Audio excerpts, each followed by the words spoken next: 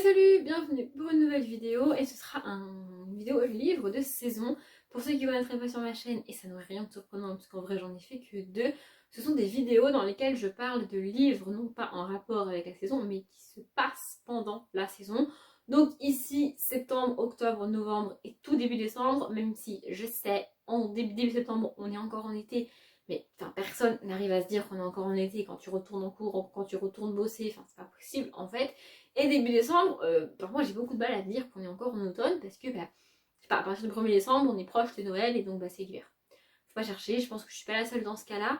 Mais il y a quand même un livre qui se passe début septembre parce que j'arrive pas à le mettre en été, sachant que c'est la rentrée en fait, hein, c'est ça.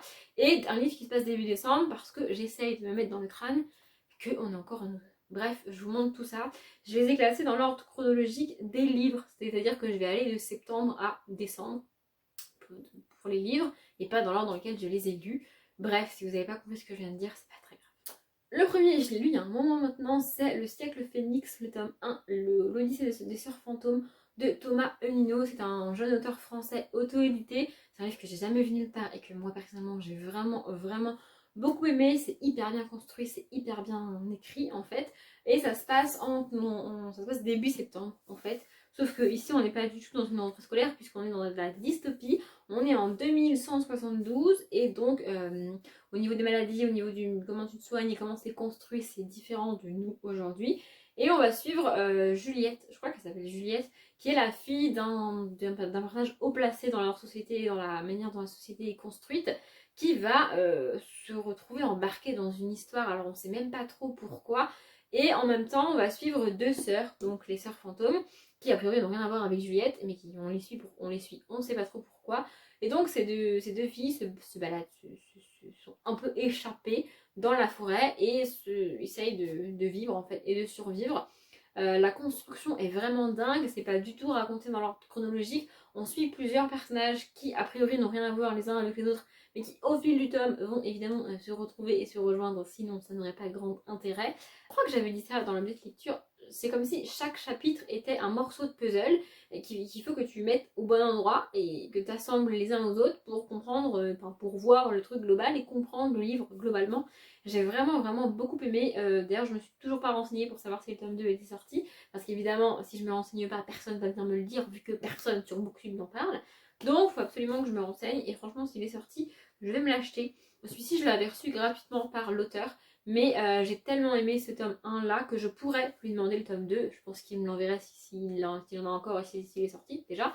Mais je vais acheter le tome 2 parce que j'ai vraiment beaucoup aimé et que je voudrais soutenir l'auteur. C'est un jeune auteur français qui écrit de la dystopie. On en a vraiment pas beaucoup. Et c'est un premier roman. Et franchement, pour un premier roman, c'est hyper top. Surtout que c'est de l'auto-édition.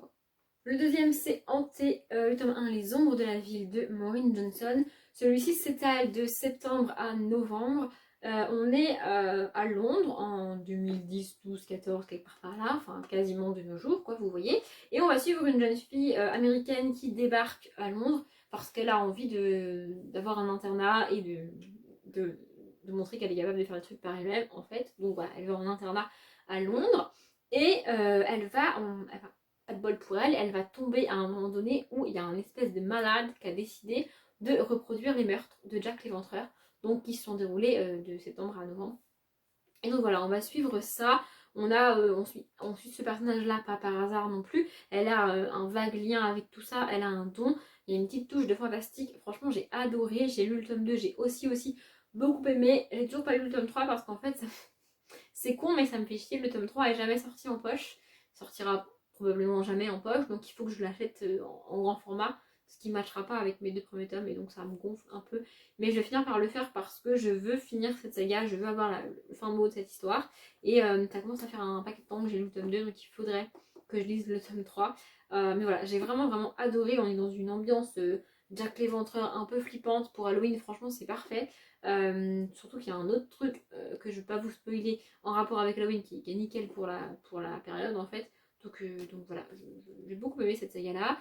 Je l'ai quasiment vue nulle part et je vous la recommande parce que c'est pas la saga du siècle, certes, mais franchement c'est pas mal. Le suivant, c'est le tome 2 de l'épouvanteur, donc la malédiction de l'épouvanteur de Joseph Delaney. Ici, il se passe, donc il faut avoir lu le tome 1 avant, c'est mieux, mais ça se passe sur fin septembre, début courant octobre.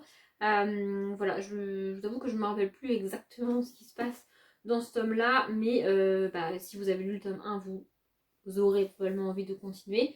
Et voilà, donc si vous voulez lire au moment que ça se passe, sachez que ça se passe début septembre, enfin fin septembre, début octobre plutôt. Dans le tome 1, on y rencontre Tom Ward, je crois, qui a 13 ans, qui est le 13e fils d'un 13e fils, et qui donc de ce fait peut devenir épouvanteur.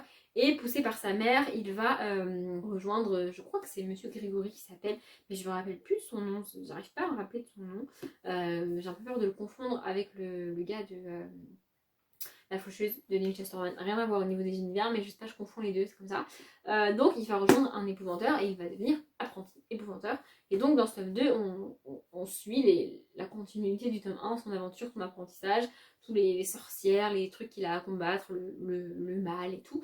J'ai préféré ce tome 2 au tome 1, ça c'est sûr, parce que le tome 1 m'avait particulièrement gonflé, mais pourtant j'ai voulu continuer et je le regrette pas. Aujourd'hui j'en suis au tome 7, ça doit être ça.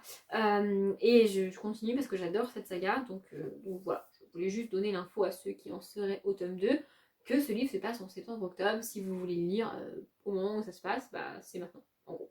Le suivant, je ne l'ai pas avec moi, c'est Train d'enfer pour Ange Rouge, donc le tome 1 de la saga Franck Charcot, si je dis pas de conneries, écrit par Franck Tillier. Je ne l'ai pas avec moi parce que c'est un livre que j'ai abandonné, mais il se passe en octobre, si je dis pas de conneries. Et on va y suivre la première enquête de Franck Charcot, on va découvrir Franck Charcot. Il y a une vieille histoire avec sa voisine. Ce qui m'a fait abandonner le livre, c'est ça en fait, c'est que sa voisine est un peu voyante, un peu mystique, un peu truc. Et genre, elle va l'aider pour résoudre l'enquête parce que elle est voyante et que non, franchement, personnellement, ça m'a gonflé. Je suis désolée pour la condescendance que je viens de donner, mais vraiment, c'est un genre de truc qui me fatigue. Quand une voyante qui peut découvrir qui a tué, non, non, non, non, non, non, non. À la limite, j'accepte ça dans un livre fantastique, mais pas dans un thriller contemporain. Non, non, juste non, c'est pas possible, je ne peux pas. Je n'y crois pas, ça m'a gonflé. Et je trouve le personnage de Franck Charcot pas du tout attachant. Et je suis désolée, mais pas du tout intéressant. Donc perso, j'ai pas été au bout du livre. Il n'empêche qu'il se passe en octobre. Si vous voulez lire maintenant, c'est maintenant qu'il se passe. Donc voilà. Et je sais qu'il y a des gens qui aiment bien faire ça.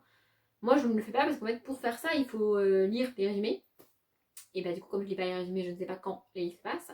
Et donc, j'y arrive pas. Mais voilà, je vous donne ces infos-là si jamais ça vous intéresse. Le suivant, c'est La Conjuration Primitive de Maxime Chatham. C'est le tome 1 d'une autre trilogie. On a toujours Maxime Chatham qui est hyper flippant. D'ailleurs, je l'avais montré dans le livre de lecture, mais moi, il me fait enfin, franchement, en bleu, comme ça, il me fait flipper. Hein. Bref, on suit une nouvelle enquête écrite par Maxime Chatham. Pour moi, ce tome-là n'est pas du tout à la hauteur de la trilogie du mal que j'ai absolument adoré. Par contre, on reste sur du Maxime Chatham, donc on a quand même notamment des descriptions extrêmement détaillées et franchement dégueulasses. Donc si vous êtes sensible, faut pas trop lire ça. J'ai beaucoup aimé. En fait, ce qui m'a un petit peu personnellement pas trop convenu, c'est qu'on est sur un thème que je ne supporte plus de voir en littérature, peu importe le genre. Du coup, j'étais pas hyper à l'aise parce que c'est un sujet que j'aime pas, que je supporte pas en livre, ça me rend taré, vraiment ça m'énerve. Mais bon, j'ai quand même été au bout, j'ai beaucoup aimé. Alors, je ne me rappelle pas de la fin, mais j'ai noté sur mon petit post-it récapitulatif de ce que j'ai pensé du livre qui est ici. Fin surprenante, mais je ne me rappelle pas. Aucun souvenir. Voilà. Et j'ai aussi noté que c'était sûrement lié aux autres sagas, je ne sais pas dans quelle mesure, mais il y a des éléments dans le livre qui m'ont rappelé, qui m'ont permis de faire des liens avec la trilogie du mal notamment, et je suppose que c'est lié aussi avec au moins une de ces autres sagas que j'ai pas encore lu. Faudrait que je lise le tome 2, j'ai le tome 3 que j'ai emprunté à la bibliothèque de là où je travaille sans savoir que c'était le tome 3, et comme j'ai pas le tome 2, je peux pas lire le tome 3. Mais donc voilà, il faudrait que je me procure le tome 2 et que je le lise, mais pour l'instant c'est pas vraiment prévu. Voilà, ça reste du très bon Maxime Chatham, c'est très bien écrit, ça se lit très bien. Et pour ceux qui aiment se faire peur, c'est vraiment top. Et le dernier, c'est Péché Mignon, le tome 3 du Cupcake Club de Donna Kaufman, c'est ça. Ça se passe en octobre-novembre et on a Thanksgiving dans ce livre-là. Pour le coup, je trouve que Thanksgiving, même si on ne le fête pas en France, c'est l'une des fêtes emblématiques de l'automne. Je ne sais pas ce que vous en pensez, mais moi je trouve que c'est le cas. On va y rencontrer, comment il s'appelle déjà, Morgan, c'est le mec, c'est ça. et Kit, donc la fille, donc c'est une romance autour de la pâtisserie, des cupcakes, tout ça. J'ai été déçue par ce tome-ci, donc c'est le tome 3. J'ai lu les 2 premiers que j'ai beaucoup aimé, mais alors celui-ci m'a gonflé d'une puissance.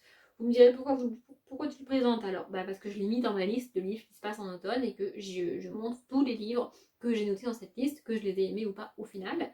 Voilà, j'ai été extrêmement déçue par ce tome-là, vraiment. Je l'ai trouvé long, je l'ai trouvé lent. Je l'ai trouvé beaucoup moins léger, beaucoup moins frais, beaucoup moins intéressant que les 2 premiers. Et du coup, bah, ça m'a un peu gonflé. C'est aussi sûrement dû au fait que je me suis pas vraiment attachée aux 2 personnages principaux. Le mec est sympathique, mais elle est très excentrique et très agaçante. Elle m'a un peu gonflée. Donc voilà, c'est dommage. Les 2 premiers étaient vraiment top. Peut-être que celui-ci, ça l'a pas fait, mais juste avec moi. Peut-être que c'est juste moi. Voilà, ça reste une saga que globalement j'ai bien aimé du coup. C'est des thèmes vraiment très sympas, qui se lisent très bien, c'est très fun. Celui-ci était beaucoup moins fun selon moi, mais ça reste juste mon avis. Avant de finir la vidéo, je ne l'ai pas dit au début, mais si ça vous intéresse, en barre d'infos, je vous mettrai les liens vers les vidéos que j'ai fait sur l'été et sur l'hiver. Donc voilà, l'été c'est passé, je suis désolée, mais l'hiver arrive dans pas hyper longtemps non plus. Donc voilà, si ça vous intéresse, ça sera en barre d'infos. Je sais pas encore si j'en referai une pour l'hiver cette année. Il faut que je regarde si j'ai assez de livres pour faire une vidéo, mais on verra bien. Bref, je m'arrête là, j'espère que ça vous a plu. Comme d'habitude, je vous souhaite une bonne journée, un bon après-midi, un bon appétit ou une bonne nuit, et je vous dis à bientôt.